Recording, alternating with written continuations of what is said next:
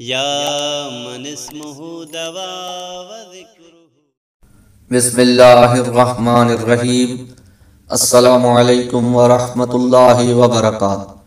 دوستو، فضیلت ماہ رمضان المبارک کے لیے ایک حدیث ہم لائے تھے جو ظاہراً ابن عباس سعید ابن جبیر کو بتا رہا تھا، اور یہ مفصلاً حدیث ہے جس میں ہر دن کے روزے دار کے لیے خالق لم یزل کی طرف سے جو تحائف اور جو ہدایے جو انعامات ملنے ہیں اس کی تفصیل موجود ہے۔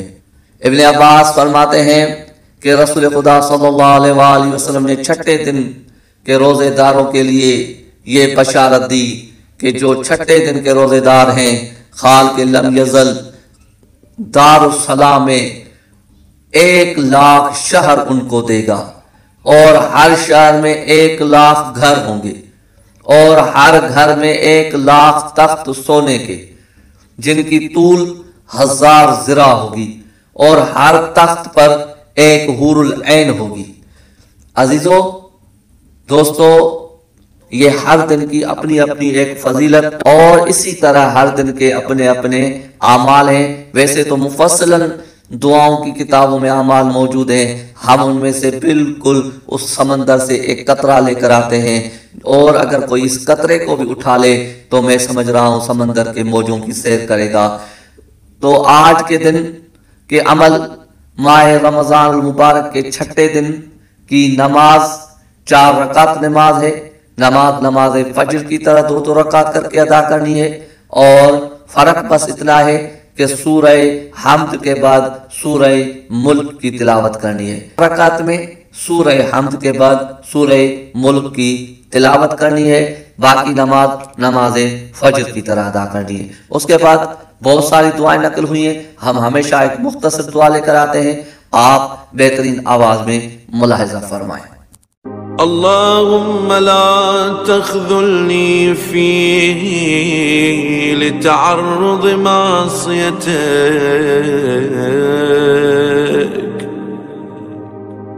ولا تضربني بسياط نقمتك، وزحزحني فيه من موجبات سخطك، بمنك